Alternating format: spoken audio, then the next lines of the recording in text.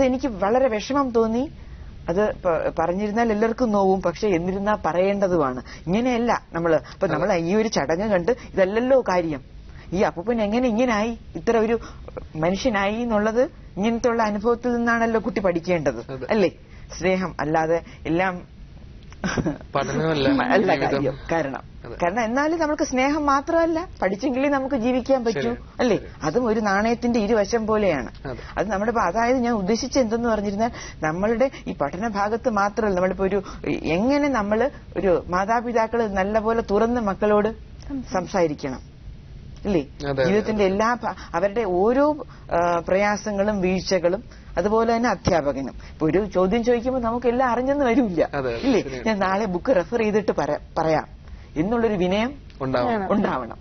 അത് ഞാൻ കണ്ടിട്ടുണ്ട്. ഈ ചില ടീച്ചേഴ്സ് നമ്മളിപ്പോ ക്വസ്റ്റ്യൻ ചോദിച്ചു, അത് അവർക്ക് അറിയില്ലെങ്കിൽ അവർ തിരിച്ചാ കുട്ടി ചീത്ത. അതുപോലെ മാഡം, ഈ സ്ട്രെസ് ഫ്രീ എഡ്യൂക്കേഷനെ കുറിച്ച് എന്താണ് മാഡത്തിന്റെ അഭിപ്രായം? സ്ട്രെസ് ഫ്രീ ആവണം, അല്ലേ? ഇപ്പൊ നമ്മുടെ ഉള്ളിലൊരു ശാന്തി ഉണ്ടെങ്കിലേ നമുക്ക് വേറൊരാൾക്ക് ശാന്തി പകരാൻ നൽകൂ. പിന്നെ മാത്രം ഇപ്പൊ സ്ട്രെസ്സിനെ നമുക്ക് സ്വാഭാവികമായിട്ടും, ഞാനിപ്പോ ഒരു ലക്ഷ്യത്തിലേക്ക് നമ്മൾ കുതിക്കുകയാണ്, അപ്പൊ അവിടെ എത്താൻ പറ്റിയില്ലെങ്കിൽ ഒരു ലക്ഷ്യം വേണം. സോക്രട്ടീസിന്റെ കഥ പറഞ്ഞിട്ടില്ലേ? ഒരു സോക്രട്ടീസ് ഒരു ദിവസം ഒരു അമ്മ കാണാൻ ചെന്നിരുന്നു. അറിയാമോ കഥ? അപ്പൊ അത് കുഞ്ഞൊന്നും ചെയ്യുന്നില്ല, പറഞ്ഞാൽ കേൾക്കുന്നില്ല, എല്ലാം അറിയാം, പക്ഷെ ഒന്നും ചെയ്യുന്നില്ല.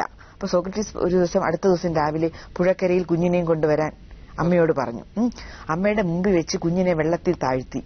അമ്മ നിലവിളിച്ചു, എന്റെ കുഞ്ഞിന് നീന്തൽ അറിയില്ല, ശ്വാസം മുട്ടും. അപ്പോ കുഞ്ഞ് നീല നിറം ആയപ്പോഴേ അദ്ദേഹം പൊക്കിയെടുത്തുള്ളൂ. എന്നിട്ട് വാവയെടുത്ത് ചോദിച്ചു, വെള്ളത്തിനടിയിലായിരുന്നപ്പോ എന്തായിരുന്നു വാവയ്ക്ക് ഏറ്റവും ആവശ്യമായി തോന്നിയത്? വായു. ആഗ്രഹം തീവ്രമാകണം, എങ്കിലേ നമ്മൾ ലക്ഷ്യസ്ഥാനത്ത് എത്തൂ. അതായത് ഓരോ കുഞ്ഞിലും ആഗ്രഹമാക്കണം നമ്മൾ തീവ്രമാക്കേണ്ടത്. അല്ല ഒന്നും വേണ്ട, എങ്ങനെയെങ്കിലും ആയിരുന്നാൽ മതി എന്നുള്ളൊരു മെന്റാലിറ്റിയിൽ നമ്മുടെ മക്കളെ വളർത്താൻ പാടില്ല. അതുകൊണ്ടാണ് ഞാൻ പറഞ്ഞത്, ഓരോ ഭാവയ്ക്കും നമുക്കത് പ്രയാസമുണ്ട്, അത് പറഞ്ഞു കൊടുക്കണം. അപ്പൊ ആ സ്ട്രെസ്സിൽ കൂടി നമ്മൾ പഠനം വരാൻ പാടുള്ളൂ.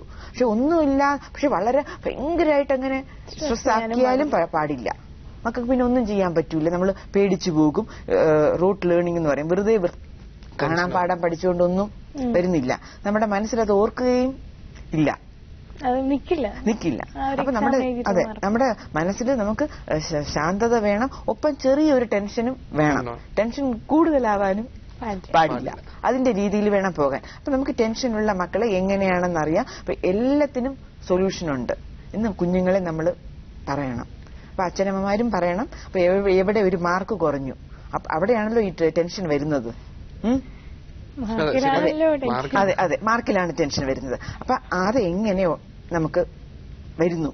ഇപ്പൊ എല്ലാം ചെയിൻ റിയാക്ഷൻ ആണ്. ഇപ്പൊ എവിടെ ചെന്നിരുന്നാലും, നമ്മളൊരു സദസ്സിൽ ചെന്നിരുന്നാലും പേരന്റിനോട് വേറൊരു ഫ്രണ്ട് ചോദിക്കും, മാർക്ക് എത്രയാണ്, എത്ര കഴിഞ്ഞു, എത്രയാണ്. മാർക്കിന്റെ മുകളിലാണ് ഒരു കുട്ടിയെ വിലയിരുത്തുന്നത്. അപ്പോൾ അങ്ങനെ അത്തരത്തിലുള്ളൊരു ചർച്ച.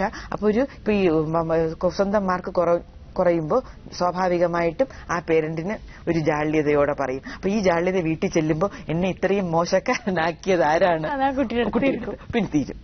അപ്പൊ നമ്മൾ നോക്കേണ്ടത് റൂട്ട് കോസ് ആണ്. എന്ത് പറ്റി അവിടെ മാർക്ക് കുറയാൻ കാരണം? അങ്ങനെ പ്രയാസം ഉണ്ടെങ്കിൽ നമുക്ക് ട്യൂഷൻ കൊടുക്കാം. പക്ഷെ എന്ന് പറഞ്ഞ് ഇപ്പോഴത്തെ കുഞ്ഞുങ്ങൾ എന്താണ് ചെയ്യുന്നത്? രാവിലെ തൊട്ട് ട്യൂഷൻ തുടങ്ങും.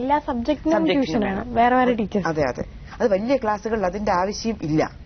പക്ഷേ ആവശ്യമുള്ളൂ. പക്ഷെ എന്നിരുന്നാലും വലിയ ക്ലാസ്സിലാകുമ്പോൾ നമുക്കിപ്പം അറിഞ്ഞുകൂടാത്തത് പറഞ്ഞു കൊടുത്തെങ്കിലേ പറ്റുള്ളൂ. ഇപ്പൊ എല്ലാ ടീച്ചേഴ്സും ചിലപ്പോൾ പറഞ്ഞു കൊടുക്കുന്ന രീതി കുഞ്ഞുങ്ങൾക്ക് മനസ്സിലായെന്ന് വരില്ല. അപ്പൊ നമുക്ക് ആ സമയത്തൊരു വഴി കൊടുക്കാം. പക്ഷേ ഇതുപോലെ രാവിലെ തൊട്ട് വെളുപ്പം ഉണരുമ്പോ തന്നെ ഈ ട്യൂഷൻ, അത് കഴിഞ്ഞ് സ്കൂള്, അത് കഴിഞ്ഞ് പിന്നെയും രാത്രിയിലും ട്യൂഷൻ. അപ്പൊ പേരന്റിന്റെ സാറ്റിസ്ഫാക്ഷൻ എല്ലാ ട്യൂഷനും കൊടുത്തു, പിന്നെ പഠിക്കുന്നില്ല. അപ്പൊ കുഞ്ഞിനും തോന്നും കുഞ്ഞിന് സമയം കിട്ടുന്നില്ല. എല്ലായിടത്തും പഠിച്ചാൽ മാത്രം പോരാ, അത് വാവ പഠിച്ച് മനസ്സിലാക്കിയെടുക്കണ്ടേ, ഉൾക്കൊള്ളണം. പറഞ്ഞ ഇത്ര നേരം ചൈൽഡ് സൈക്കോളജിസ്റ്റ് കൂടിയാണ്. കുട്ടികൾക്ക് മാത്രമല്ലല്ലോ കൗൺസിലിംഗ്, പേരന്റ്സിനും ആവശ്യമുണ്ടെന്ന് മാമിന് തോന്നിയിട്ടുണ്ടോ? പേരന്റ്സിനാണ് ആവശ്യം എന്നാണ് എനിക്ക് തോന്നുന്നത്. കാരണം ഞാൻ ആരെയും കുറ്റം പറഞ്ഞതല്ല, പക്ഷേ കുഞ്ഞ് വരുന്നത് പ്യുവറായിട്ടാണ് ജനിച്ച് ഭൂമിയിലോട്ട് വരുന്നത്. നമ്മുടെ റെസ്പോൺസിനനുസരിച്ചാണ് അവരുടെ സ്വഭാവം രൂപപ്പെടുന്നത്. നമ്മളാണ് അവർ ഉത്തരവാദികൾ. 50% ഹെറിഡിറ്റി, 50% എൻവയോൺമെന്റ്. അപ്പൊ നമ്മളാണ് മക്കളെ അങ്ങനെ ആക്കിയത്. അപ്പൊ നമ്മൾക്ക് മാറാൻ പറ്റും, മാറണം. അല്ല ഞാൻ ഇത്രയെല്ലാം വയസ്സായി, ഇത്രയെല്ലാം ആയല്ലോ, ഇനി എനിക്ക് മാറാൻ പറ്റൂല എന്നുള്ളൊരു മനോഭാവം നമ്മുടെ എല്ലാ ഉള്ളിലുണ്ട്. അവിടെയാണ് നമ്മളാണ് പ്രശ്നം മാറേണ്ടത്. അപ്പൊ എന്നിട്ട് നമ്മൾ കുഞ്ഞുങ്ങളെ മാറ്റണം. വേണ്ടുന്ന തരത്തിൽ നമ്മൾ അവർക്ക് തിരുത്തണം. പേരന്റ് അത് ചെയ്യുന്നില്ല. അപ്പൊ എല്ലാവർക്കും ഒരു വാവേ കാണുള്ളൂ. അപ്പൊ ഒന്നും വഴക്ക് പറയാതെ വളർത്തുന്നു. പണ്ടൊരു പഴഞ്ചൊല്ലുണ്ടല്ലോ, ഒറ്റ കുഞ്ഞാണെങ്കിലും ഒലക്കേക്ക് അടിക്കണം. അടിക്കാൻ ഞാൻ പറയുന്നില്ല, കാരണം അടിക്കണ്ട, അത് ദേഹോപദ്രവമാണ്.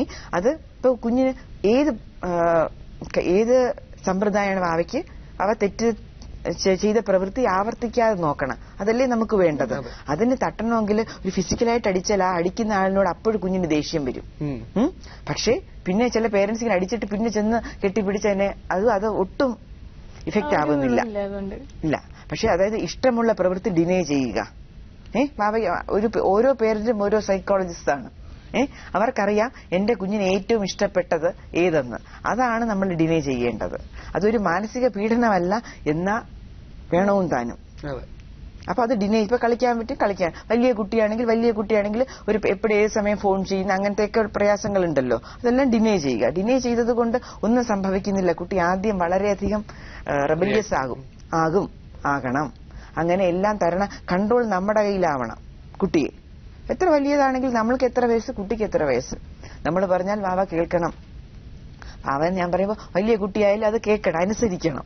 വേണ്ടേ? അല്ലാതെ ഒന്നുമില്ല. അത് അങ്ങനെയാണ് നമ്മൾ അങ്ങനെ വളർത്തിയത്. എന്നിട്ട് എല്ലാം പറഞ്ഞ് ചിരിക്കും. ബാക്കി കുഞ്ഞാകുമ്പോ വലുതാകുമ്പോ എല്ലാം ശരിയാകും. നമ്മുടെ ഒരു മിഥ്യാധാരണയാണ്, ശരിയാകില്ല. ചെറുതിലേ നമ്മൾ ആ രീതിയിൽ കൊണ്ടുവരണം. അതുപോലെ മാഡം, ഇപ്പോ ഇന്നത്തെ കുട്ടികൾ നേരിടുന്ന പല പല പ്രശ്നങ്ങളുണ്ടല്ലോ. ഏറ്റവും വലിയൊരു പ്രശ്നം എന്താണ്? അവർക്ക് ഞാൻ നേരത്തെ പറഞ്ഞ പോലെ പല പല പ്രശ്നങ്ങൾ കുഞ്ഞുങ്ങൾക്കുണ്ട്. ഒന്ന്, പേരന്റ്സിനൊട്ട് സമയമില്ല. അവർ ഞങ്ങളുടെ കാര്യത്തില് വേണ്ടത്ര ശ്രദ്ധ കൊടുക്കുന്നില്ല. ചിലർക്ക് ഓവർ ശ്രദ്ധയാണ്. ചില അതെ എപ്പോഴും അങ്ങനെ ചെയ്യാനും പാടില്ല. ഇത് എല്ലാം ഞാൻ നേരത്തെ പറഞ്ഞിരുന്നല്ലോ, നമ്മളൊരു സൈക്കോളജിസ്റ്റ് ആണെന്നുള്ളത്. അതായത് അത് നമ്മൾ എല്ലാവരുടെയും ഇപ്പൊ നമുക്ക് ഏറ്റവും ഇഷ്ടമുള്ള ഒരാളിന്റെ എല്ലാ കാര്യവും നമുക്കറിയാൻ പറ്റുമല്ലോ, ഇല്ലേ?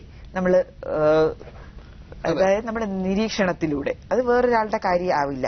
അപ്പൊ അത് നോക്കാം. പിന്നെ ഈ പറഞ്ഞതുപോലെ അമ്മയ്ക്കും അച്ഛനും ജോലി വേണം, ജോലിക്ക് പോയേ മതിയാകുള്ളൂ. പക്ഷേ കിട്ടുന്ന ആ സമയം, ക്വാളിറ്റി ടൈം, തുറന്നു ചോദിക്കുക കാര്യങ്ങള്. പിന്നെ നമ്മൾക്കിപ്പോ കിട്ടുന്ന ഇടവേളകളെ നമ്മൾ നല്ലതുപോലെ സ്പെൻഡ് ചെയ്യണം. ഇപ്പൊ നമുക്കും ഇപ്പൊ ദേഷ്യമാണെങ്കിൽ ഇതുകൊണ്ടാണ് ഞാൻ ദേഷ്യത്തിലാണ് വരുന്നത് എന്ന് പറയാം കുഞ്ഞിനോട്. തുറന്നുള്ള ചർച്ച, അതാണ് ഞാൻ ഉദ്ദേശിച്ചത്. ഇപ്പൊ ചർച്ച എന്ന് പറയുമ്പോ ആഹാര കാര്യത്തിൽ കുറച്ച് സമയമെങ്കിലും നമ്മൾ ഒരുമിച്ചിരുന്ന് അത് കഴിക്കണം. ഇല്ലെങ്കിൽ അത് ഞാൻ ഉദ്ദേശിച്ചത് പങ്കിടുന്ന സമയം. നമ്മൾക്ക് ചർച്ച ചെയ്താൽ തീരാത്ത ഒരു പ്രയാസവും ഇല്ല. പക്ഷെ ഇപ്പൊ ഇതുപോലെ മക്കള് നമ്മുടെ പ്രയാസം പറയുമ്പോ ചിലപ്പോ നമുക്ക് ഭയങ്കര ദേഷ്യം വരും ഇത് കേൾക്കുമ്പോ, പരാതി പറയുമ്പോ. അപ്പൊ നമ്മുടെ ദേഷ്യത്തെ നമ്മൾ കൺട്രോൾ ചെയ്യണം. എന്തെങ്കിലും പറഞ്ഞാൽ എനിക്ക് ഉടനെ വഴക്കേ കിട്ടൂ എന്ന് പറയുമ്പോ കുഞ്ഞ് പിന്നെ വന്ന് പേരന്റെ അടുത്ത് ഒന്നും പറയില്ല. ഇല്ലേ? അപ്പൊ നമ്മള് ധാരാളം വെള്ളം കുടിക്കണം, കൺട്രോൾ ചെയ്യണം. എങ്കിലേ നമുക്ക് ക്ഷമ വരുള്ളൂ. നമ്മൾക്ക് ക്ഷമയുണ്ടെങ്കിലേ നമ്മളടുത്തോട്ട് ആൾക്കാർ വന്ന് നമ്മൾക്കത് ചെയ്യുള്ളൂ. പിന്നെ ചില പേരന്റ്സ് പറയും എനിക്ക് ഭയങ്കര ദേഷ്യാണ് അങ്ങനെയാണ്. അങ്ങനെ നമ്മൾ ഒരിക്കലും പറയരുത്. നമ്മളിപ്പോ ഒരിക്കലും നമ്മൾ അങ്ങനെയാണ്, ഒരു അക്സെപ്റ്റഡ് ഫാക്ട് അല്ല. നമുക്ക് മാറാൻ പറ്റും, ഇല്ലേ? അത് നമ്മൾ എല്ലാ ദിവസവും നമ്മൾ ഇനി നാളെ നല്ല നന്നായിരിക്കും എന്നുള്ള ആ ചിന്തയോടെ വേണം നമ്മൾ മാറാൻ. അപ്പൊ എനിക്ക് എന്താണ് പോരായ്മ എന്നൊരു പേരന്റ് കുഞ്ഞിനോട് ചോദിക്കാം. അപ്പൊ കുഞ്ഞ് പോരായ്മകൾ പറയുമ്പോൾ സ്വാഭാവികമായിട്ട് നമുക്ക് തോന്നൂലല്ലോ. നമ്മളുടെ ഒരു ന്യൂനത വേറൊരാൾ പറഞ്ഞു തരുമ്പോ നമുക്ക് തോന്നും ഇതൊന്നും ശരിയല്ല. അതെ അതൊരു സ്വാഭാവികമായിട്ട് മനുഷ്യ സഹജമാണ്. അപ്പൊ കുഞ്ഞിനോടും പറയും ഇങ്ങനെയൊക്കെ ആവുന്നത് കൊണ്ടാണ് ഇങ്ങനെ. പക്ഷെ ചിലപ്പോ ആ സമയത്ത് പോയി ചോദിക്കരുത്. എല്ലാം ഒഴിഞ്ഞ് ശാന്തമായിരിക്കുമ്പോ ചോദിക്കണം എന്തുകൊണ്ടാണ് ഇങ്ങനെ ചെയ്തത്. ഇങ്ങനെയൊക്കെ കാണിച്ച് എനിക്ക് ഭയങ്കര വിഷമമായി. എന്തുകൊണ്ടാണ് അത് ചർച്ച ചെയ്യുമ്പോൾ നമ്മൾ അറിയാത്ത ഇപ്പൊ ഒരു പേരന്റ് രാവിലെ ചിലപ്പോ കുഞ്ഞിനെ ഉണർത്തുന്ന രീതി, അല്ല വഴക്ക് പറയുന്ന രീതി ആൾക്കാരുടെ മുമ്പിൽ വെച്ച് പറയുമ്പോൾ നമ്മളാണ് ആ സ്ഥാനത്തെങ്കിൽ നമ്മൾക്ക് എങ്ങനെ ചിന്തിക്കുമായിരുന്നു. നമ്മൾ ഇടയ്ക്ക് ഫ്ലാഷ് ബാക്കിലോട്ട് നമ്മൾ ചിന്തിക്കണം. അപ്പൊ സൊല്യൂഷൻ നമ്മൾ തന്നെ ഉണ്ട്, അത് ഉരുത്തിരിഞ്ഞ് വരും. അതുപോലെ മാഡം, ഈ പണ്ട് കാലത്താണെങ്കിൽ കുട്ടികൾ കളിക്കാൻ അങ്ങനെ കുറെ കാര്യങ്ങളുണ്ടായിരുന്നു. ഇന്നിപ്പോ എല്ലാം വീഡിയോ ഗെയിമും ടിവിയും ഒക്കെയാണ്. അപ്പൊ അത് കുട്ടിയുടെ ഒരു മാനസിക വളർച്ചയെ നെഗറ്റീവായി ബാധിക്കാറുണ്ടോ മാഡം? നെഗറ്റീവായിട്ട് ബാധിക്കും. അപ്പൊ ഇങ്ങനെ വരുമ്പോഴും ഇപ്പൊ പറഞ്ഞിരുന്നല്ലോ, നമ്മൾ അടുത്ത വീട്ടിലോട്ട് വിടുമ്പോ അവർക്കും ചിലപ്പോ പണ്ടത്തെ പേരന്റ് സ്വീകരിക്കുന്നത് പോലെ ഈ കുട്ടിയെ അവർ സ്വീകരിക്കില്ല, ഇല്ലേ? നമ്മളെല്ലാം കാണണം. ഇപ്പൊ ഫ്ലാറ്റ് ആയിരിക്കും നമ്മൾ ഉള്ളത്, പിന്നെ അവരും ഭയങ്കര തിരക്കിലായിരിക്കും. അപ്പോ നമ്മള് എല്ലാം നമ്മളൊന്ന് ചിട്ടപ്പെടുത്തണം എന്ന് പറഞ്ഞാൽ എല്ലാം TV തന്നെ ഈ ഗെയിം തന്നെ ആവാൻ പാടില്ല. കാരണം കുട്ടി മരവിച്ചു പോകും, മുരടിച്ചു പോകും. പിന്നെ അക്രമാസക്തമാണ് ഈ വീഡിയോ ഗെയിമുകളെല്ലാം. നമുക്കിതൊന്നും അറിഞ്ഞുകൂടായിരുന്നല്ലോ. കുഞ്ഞ് എന്തൊക്കെയോ അത് ചെയ്യുന്നു, ഇത് ചെയ്യുന്നു, ഇന്റർനെറ്റ് നോക്കുന്നു, ഇല്ലേ, എന്തൊക്കെയോ ചെയ്യുന്നു. പക്ഷെ എല്ലാത്തിലും അതിന്റെ കുറച്ച് സമയം മതി. എന്നും ഇപ്പോ പഴയ കാലം ഒന്നും വേണ്ട എന്ന് പറയണ്ട, കുറച്ച് സമയം. അത് കഴിഞ്ഞിട്ട് നമുക്ക് കുറച്ച് സമയത്തെങ്കിലും നമ്മളത് കണ്ടെത്തി കൊണ്ടുപോകണം. അല്ലാത്ത ഗെയിം, പിന്നെ റീഡിങ്, നമുക്ക് ഒരുമിച്ച് വായിക്കാം എന്ന് പറഞ്ഞ് കുറച്ച് സമയം, അത് ആദ്യമേ വലിയ ബുക്ക്, ഇൻട്രസ്റ്റിംഗ് ആയിട്ടുള്ള ഒരു ബുക്ക് എടുത്ത് കൊടുക്കണം. അപ്പൊ അമ്മ കുറച്ച് വായിക്കാം, അച്ഛൻ വായിക്കാം. അപ്പൊ കുട്ടി അത് കണ്ടു പഠിക്കും. അപ്പൊ പറയും, IT മേഖലയിലുള്ളവർ പറയും, അത് കഴിഞ്ഞ് എനിക്ക് ഇതൊക്കെ നമുക്ക് പറയാനേ പറ്റൂ, വായിക്കാനുള്ള സമയമൊന്നും ഇല്ലെന്ന്. അങ്ങനെ പറയരുത്. കാരണം ഒരു മോട്ടിവേറ്റിംഗ് പ്രോവർബ്സ് അടങ്ങിയ കൊച്ചു കൊച്ചു ബുക്കുകൾ കാണും. എന്തെങ്കിലും നമ്മൾ ചെയ്തത് അത് ചെയ്യിപ്പിക്കാം. അപ്പൊ നമുക്ക് വെളിയിൽ കൊണ്ടുപോകാം. ഇപ്പം എല്ലാ ദിവസവും പറ്റിയില്ലെങ്കിലും കുറച്ച് ആഴ്ചയിൽ ഒരിക്കലെങ്കിലും ഇപ്പൊ നമ്മൾക്കൊരു കടപ്പുറത്ത് പോകാം, മ്യൂസിയത്ത് പോകാം, അവരുടെ വീടിനടുത്തുള്ള സ്ഥലത്ത് പോകാം. പിന്നെ നമുക്ക് സ്വന്തക്കാരുടെ അടുത്ത് ഒന്ന് വിസിറ്റ് ചെയ്യാം. അതെ, പക്ഷെ ചോദിക്കണം അവരുടെ അടുത്ത് വരുന്നതിന് മുൻപ്. അല്ല, സൗകര്യം നമ്മളിപ്പോ വെളിയിലുള്ള ആൾക്കാർ ചെയ്യുമല്ലോ. ഇപ്പൊ എത്രയോ നല്ല കാര്യങ്ങൾ നമ്മളത് ചെയ്യുന്നില്ല. ഒരു സർപ്രൈസ് വിസിറ്റ് കൊടുക്കും, പക്ഷെ അവർക്കത് ചിലപ്പോ ബുദ്ധിമുട്ടായിരിക്കും നമ്മൾക്ക് ഉണ്ടാവുന്നത് പോലെ. അപ്പൊ ഇങ്ങനെയെല്ലാം ചെയ്യുന്നത് കണ്ട് കുഞ്ഞെല്ലാം പല പല കാര്യങ്ങളും ജീവിതത്തിൽ പഠിക്കുകയാണ്. ഒരു ഗസ്റ്റ് വരുമ്പോ അയ്യോ വന്നല്ലോ എന്നാണ് അമ്മ പറയുന്നതെങ്കിൽ അതുപോലെ പഠിക്കും. കുഞ്ഞു കാര്യങ്ങളാണ് നമ്മൾ പഠിക്കേണ്ടത്, നമ്മൾ സഹായിച്ചു കൊടുക്കേണ്ടത്. അതെല്ലാം പേഴ്സണാലിറ്റി ഡെവലപ്മെന്റ് ആണ് കുട്ടിയുടെ. ഇന്നിപ്പം കുട്ടികൾക്ക് പൊതുവെ വീടുകളിലാണെങ്കിലും ഫിസിക്കലായിട്ടുള്ള എക്സസൈസ്, പണ്ടാണ് കളിക്കാൻ പോയത്, അങ്ങനെയുള്ള ഒന്നും തന്നെ ഇല്ല. അപ്പൊ ടീച്ചർ സ്കൂളിൽ എങ്ങനെയാണ് പൊതുവെ, അങ്ങനെ എന്തെങ്കിലും ഉണ്ടോ? നമ്മൾ ഒരു പരിധിവരെ കൊടുക്കും ഗെയിംസും ആക്ടിവിറ്റീസും. അത് ഈ പറഞ്ഞതുപോലെ അതുകൊണ്ട് മതിയാവുന്നില്ല. അത് അത്രത്തോളം ഇപ്പോഴത്തെ കുട്ടികൾക്ക് അത് ഒരു പോരായ്മ തന്നെയാണ്, അല്ലെന്നല്ല പറഞ്ഞത്.